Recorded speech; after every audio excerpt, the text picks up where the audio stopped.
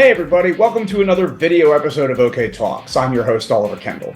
I'm a lifelong political nerd with a background in international relations and security policy who's worked in domestic US politics and also had the good fortune to have visited and lived in a number of countries besides just my own. Channeling those experiences, I do my best on this show to translate what's going on in my own country for my non-US listeners and help shed some light for the folks back home on some events of note going on in the rest of the world. So, there are two bits of housekeeping that I want to touch on before we get into this episode of OK Talks. The first of which is, I decided to just go ahead and axe the old episode 78. I recently went back and re-listened to the episode, and it was clear to me that although there are times when I'm able to string together at least a somewhat coherent analysis of a political event, even if it was, as it was at the time, 5:30 in the morning after being up all night, sometimes I can do that effectively. This time in episode 78, the original 78, I just rambled, and my poor guest Robert Gerard couldn't get a word in edgewise. Bottom line, I felt like episode 78 was not up to what I hope you expect from this show. So I just went ahead and took it down. In my defense, we all swing and miss sometimes, and well, if you really did like that episode, sorry.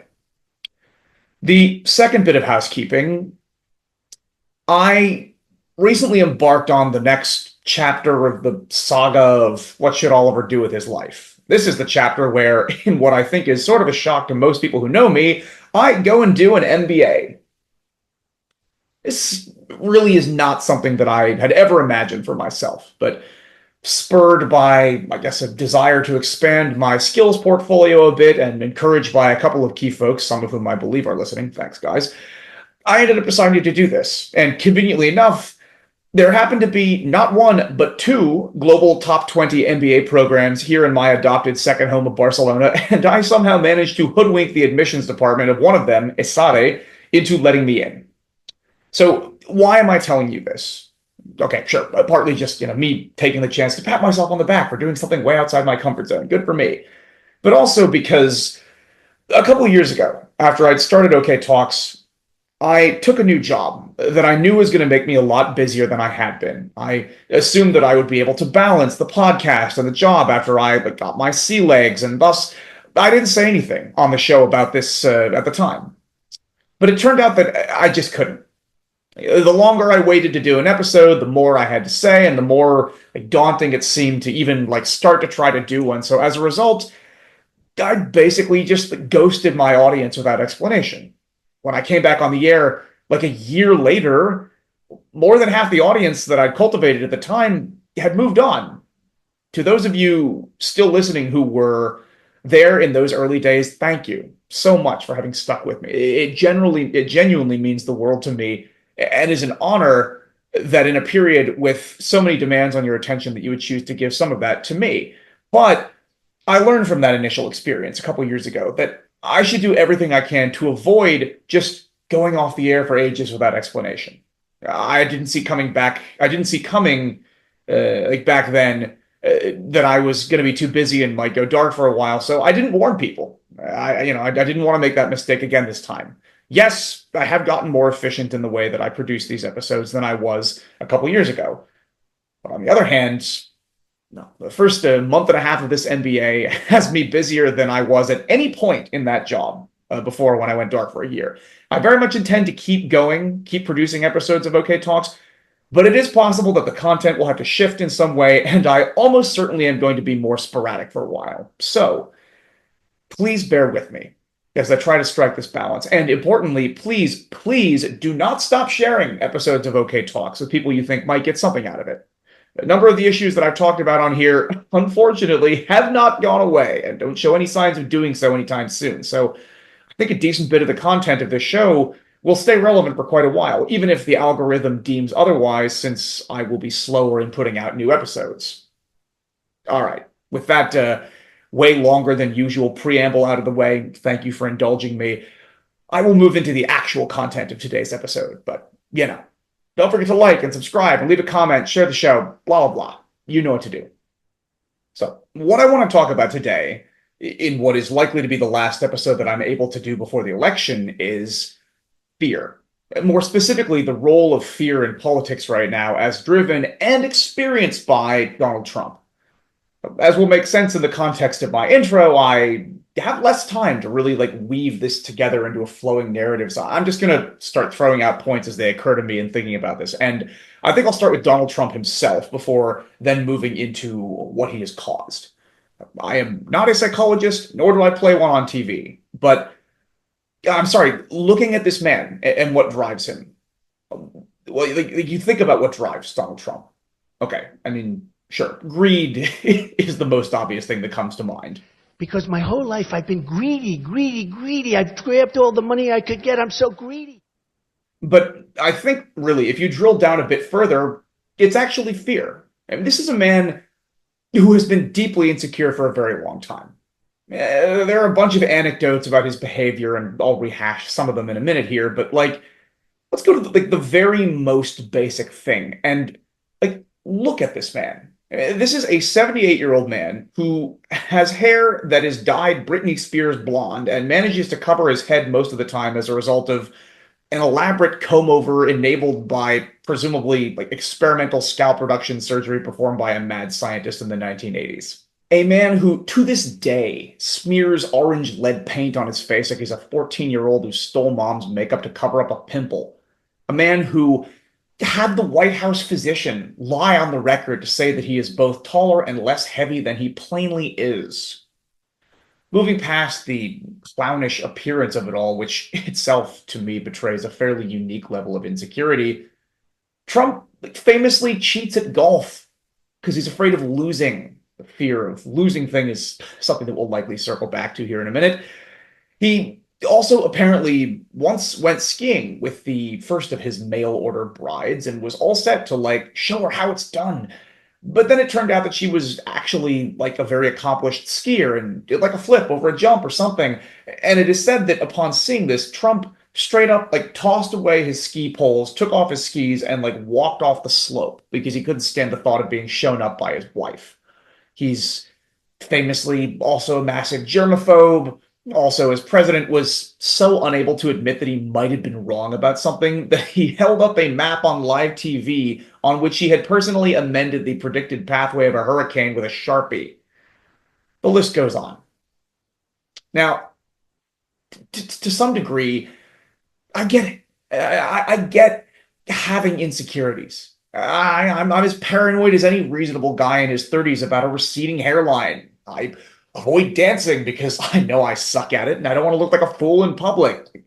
I sort of understand that feeling of maybe not sometimes wanting to seriously compete at something because I'm afraid I'll lose and I'm not in the mood to look silly.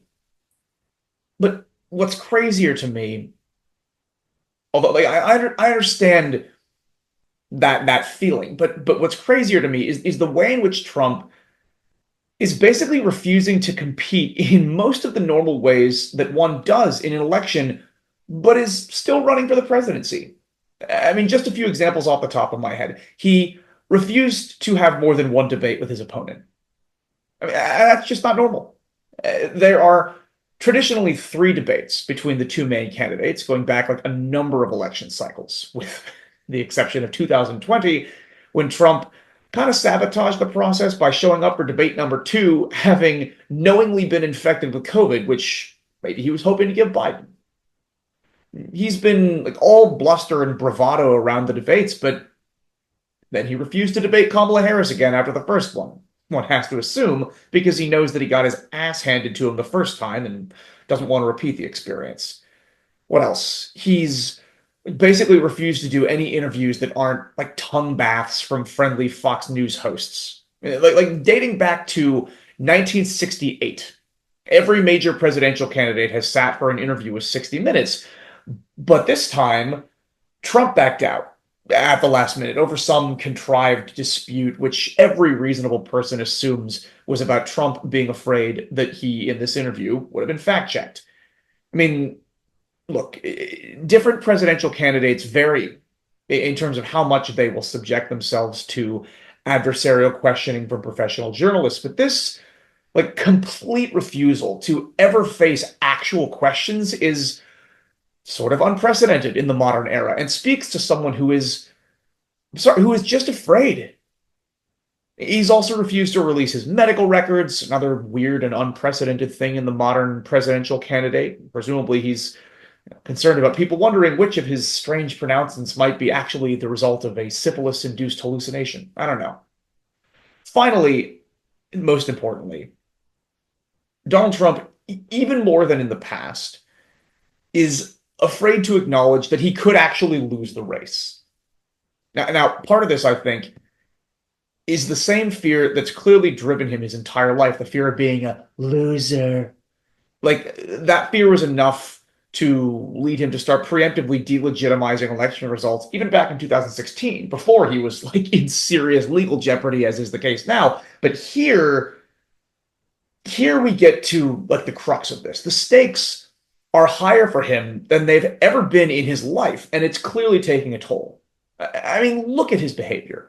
Like, look at the way that he's sort of just come apart over the last couple of years. I mean, sure, some of his sort of falling apart could be attributed to age and the fact that he's just not very stable. But on another level, to me at least, what we're seeing from Trump, what we've been seeing the last few months, is a guy who is in full-blown panic because he thought he was going to beat Biden, and now he thinks maybe he won't win. And well, this is somebody who's gone 6 or 7 decades without ever facing really almost any sort of adversity and without ever facing any sort of consequences for his actions. And recognizing that he might actually lose means potentially facing some of both.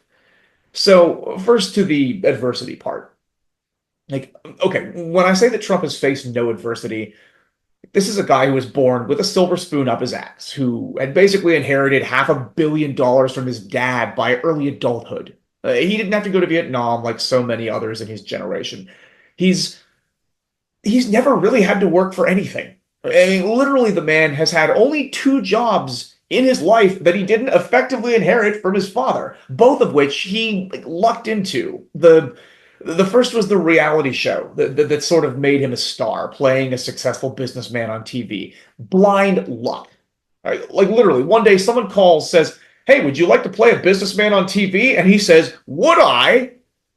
The second was the presidency, where he pretty clearly just ran as a stunt to drive more business to his like flagging hotel operation. Like, I'm convinced Donald Trump didn't actually want the job. Like, I'm sure he flirted with it for years, but it was just to stay relevant. He didn't want the responsibility. He was the dog that caught the car. Like, there's this great anecdote about the night that Trump like lucked into the Electoral College win in 2016. Don Jr., his son, like let slip later that his dad was basically in a state of shock when the results came in. White as a sheet, Don Jr. said. Melania, like in the corner, sobbing uncontrollably.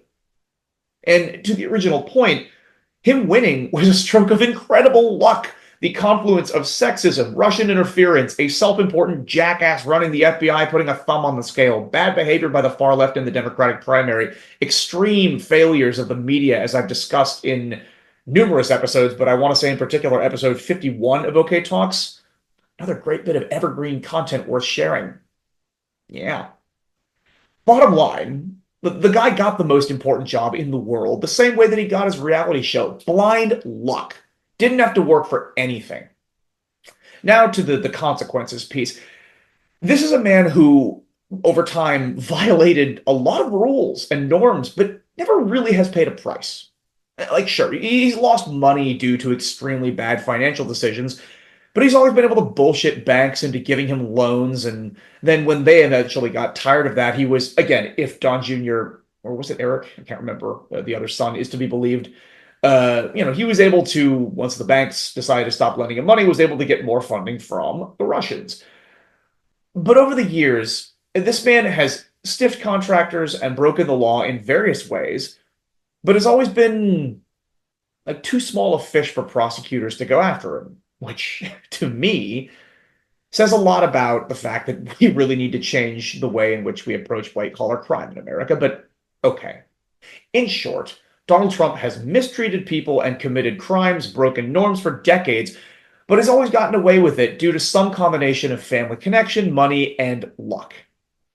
But now for the first time in his life, this man, if he doesn't manage to become president again and then use the office to end the rule of law in America with the help of his toadies on the Supreme Court, at least as far as the law applies to him, if he loses, Donald Trump is facing serious, life-altering consequences for various of his misdeeds. In the words of his own former Attorney General William Barr, be true, but I do think that even half what Andy McCarthy said, which is if even half of it is true, then he's toast. I mean, it's a very detailed indictment, and it's very, very damning.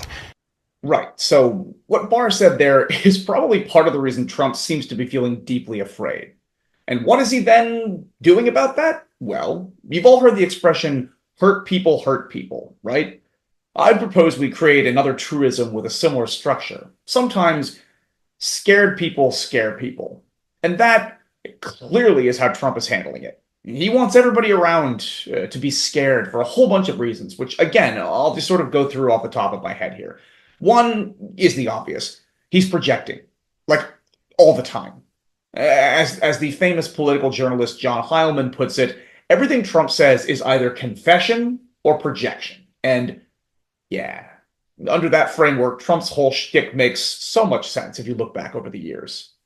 I mean, from Mexico sending us drugs and rapists, to American carnage, to fire and fury, to America is a garbage can where the world empties its prisons and insane asylums, and also Haitian immigrants are coming to eat your pets, to now finally, the enemy within. His whole thing seems to be afraid, because Lord knows I am. Besides projection, selling fear is to Trump's political benefit because, well, he's an authoritarian. And authoritarians almost uniformly get power by telling people, you're in danger, and the only way that you can ever be safe is by turning over all of your freedoms to me so that I can protect you from, I don't know, communists or Jews or capitalists or counter-revolutionaries or immigrants or Nancy Pelosi's 80-year-old husband. And most of Trump's political career has sounded kind of like this. And it's clear that he grasps the role of fear from a theoretical standpoint. It's not just gut instinct this time. Like, he told Bob Woodward back in 2016, and I quote, "Real power is, I don't even want to use the word, fear, okay?" Now, to be fair, Trump is not the first Republican president to have, let's just say, noticed the utility of fear as a political motivator. Richard Nixon is on the record as having once said, "People react to fear, not love. They don't teach that in Sunday school, but it's true. I am not a crook." I don't think I've attempted Nixon before on here, have I? I will leave it to others to speculate as to what it means that Republicans, from Nixon to the Willie Horton ad in the late 80s to a million other things to Trump, seem far more prone to rely on fear to turn out their voters than Democrats do. But yeah, Trump is not the first Republican politician to want voters soiling their collective trousers in advance of Election Day. But he does seem to be willing to go way further in working to engender that outcome because he thinks people who are scared will vote for him. But I believe that he's also doing it to trigger people who oppose him into focusing on his most outlandish and scary statements rather than the specifics of what he's proposing to do to the US and the world. Like, when Trump comes out and rants about the enemy within, very bad, very vicious, they're evil, crazy, radical left communists and fascists, and like goes on about all of his plans to use the levers of government to go after his political opponents, he is, when he does that, I believe, doing three things. One, he's trying to create an environment of fear wherein those who oppose him will be cowed into silence because, unfortunately, he already has the power to make life miserable for people who are at least tangentially in his political coalition. See the ruined political careers of former Republican elected officials who occasionally showed a bit of patriotism and backbone by standing against him, and then suffered the wrath of a lunatic base that Trump sicked on them. And he may soon have the power to make life difficult for a much broader range of people, some of whom, fucking cowards, appear to be preemptively complying with what they assume to be his wishes. See here the decision by two major newspapers owned by uber-wealthy tycoons whose bottom line Trump could hurt as president to not endorse Harris when that was obviously what these two newspapers would have done otherwise.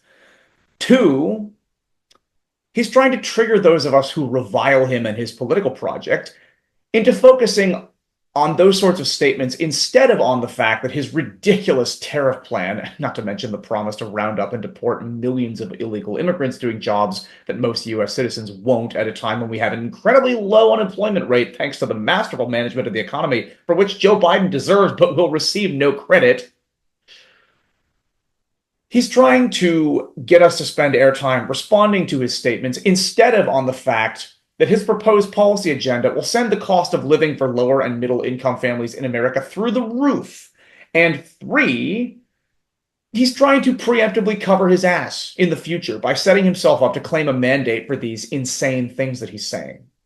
Like, okay, some of the most tragically accurate political analysis that I've heard lately came from the Republican governor of New Hampshire, Chris Sununu, a real candidate for this year's Profile and Courage Award, who vehemently opposed Trump a few months ago, but has since dutifully fallen in line because principles are for suckers.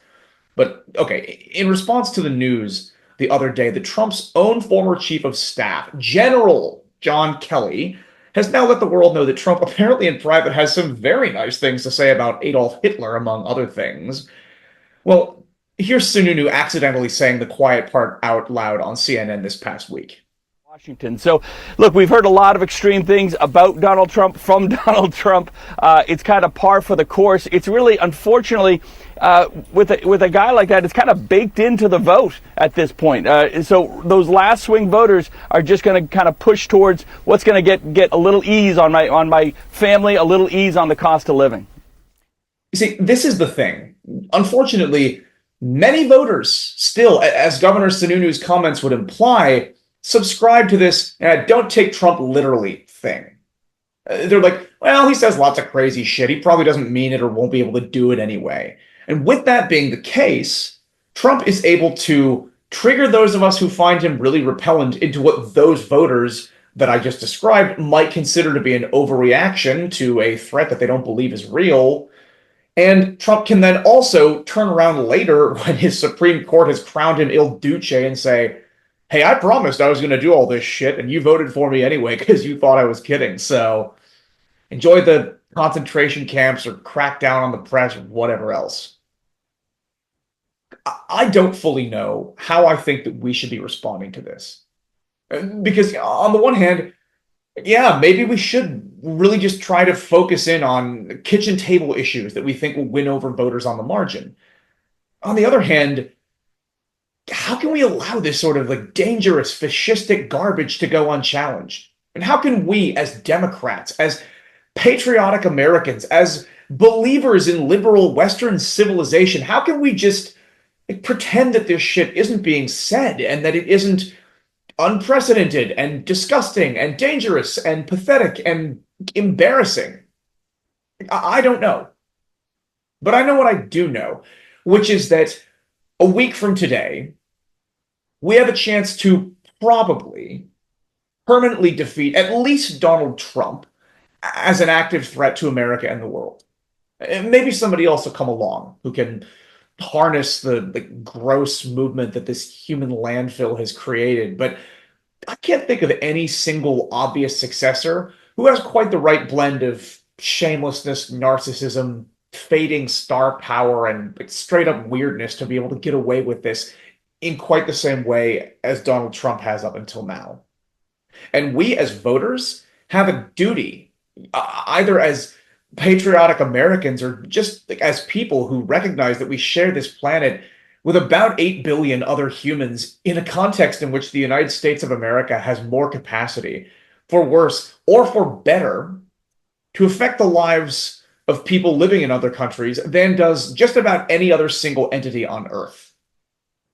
I am sick and tired of every single election being existential, and I'm sure you are too.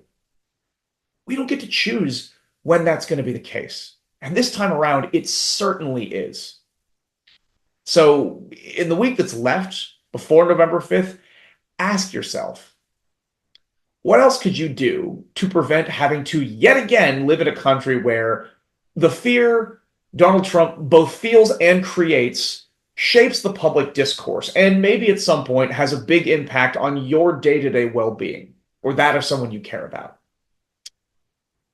Ask yourself what else you could do to prevent that, and then do that thing. That's all I got. And on that cheerful note, that's it for this episode of OK Talks. If you like the show and want to make sure not to miss the next episode, whenever that is, and again, please bear with me, I'm likely to be a bit more sporadic for a while. Be sure to subscribe to the show or follow the channel or whatever it's called wherever you're consuming OK Talks. If you really want to do me a solid, please do hit like, leave a comment. Most importantly, share the show with anybody you think might get something out of it. Thanks, as always, to anybody who already has. Thanks in advance to anybody else who will. Thanks to Nate Wright for having designed the podcast artwork, and to everybody else for listening.